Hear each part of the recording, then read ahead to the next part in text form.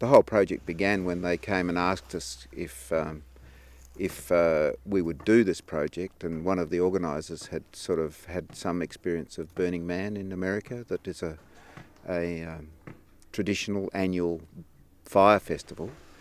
We looked at the website, we're a bit overwhelmed by it, but thought, well, yeah, we can try.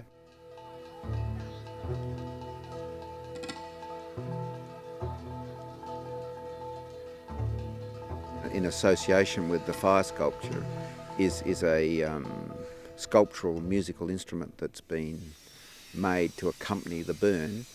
It's a steel xylophone-like instrument with tuned notes made of steel pipe, and it's a very sculptural instrument in itself.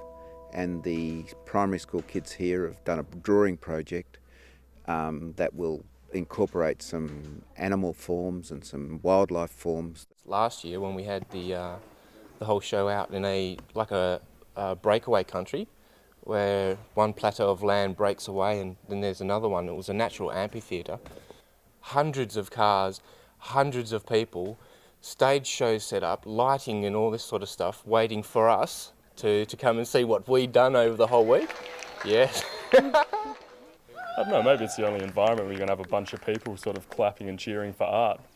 It is, it's really funny. I mean, if you want to be a bit corny about it, you could say it was some sort of public initiation into working publicly with artworks and within a cultural event. It's about birth and then death and rebirth and the cycle of life. It's part of Christianity in their ritual with the censers and the incense, and it's part of Buddhism, and they have circles of fire, and it's a part of paganism, and it's all about cleansing and burning off the old and then bringing in the new.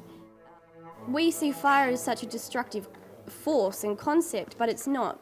When these fires come through, they are devastating, but from that the seeds are spread and stuff starts growing straight away, and this is always a part of our life, and fire is only destructive to us because we come along and we build houses.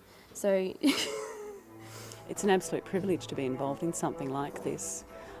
Just being able to come into a community and be part of something that has such amazing outcomes for everybody involved.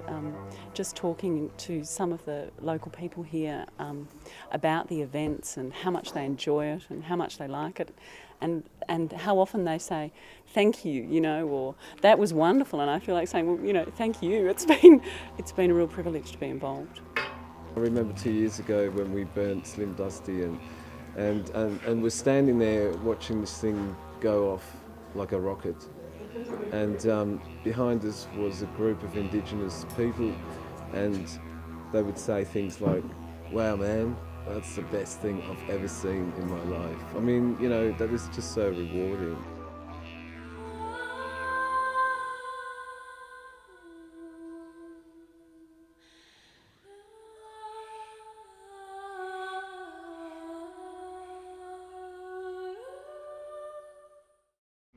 I started with the Q-Fest burn when we had the first one out at Big Bell, and somebody decided halfway through the proceedings that it might be a good idea if the fire brigade had something to do with it. And my first impression was, my gosh, there's a lot of hippies with matches. It was very dry. There was a lot of dead grass around. It was blowing at about a 40-kilometre-an-hour wind, and I was actually petrified of what was going to happen that night.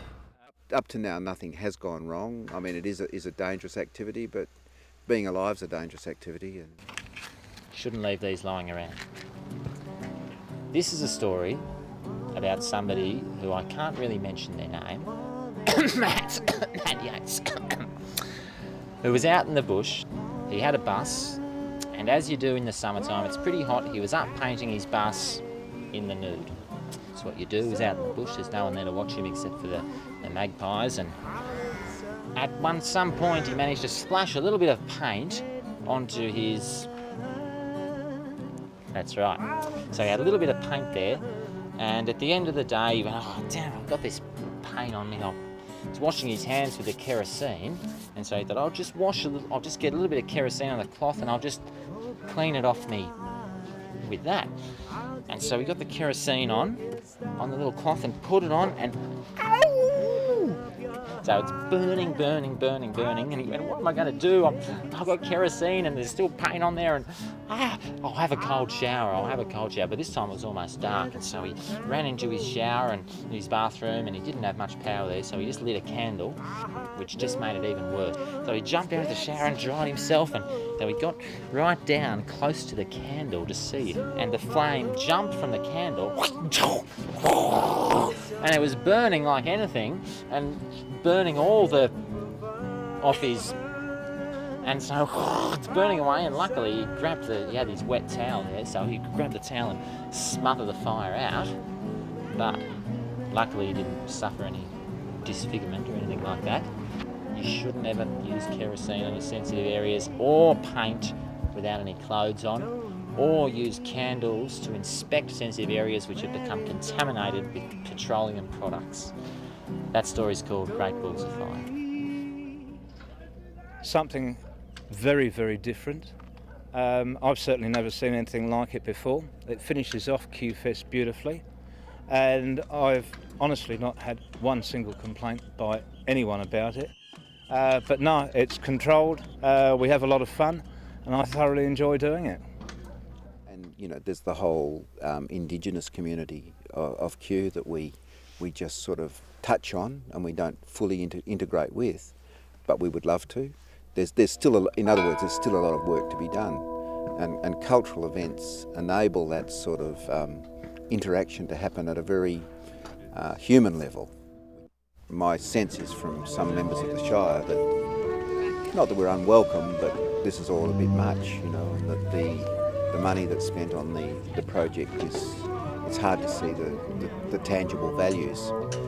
And when it comes to cultural events, those intangible values probably are what it's all about.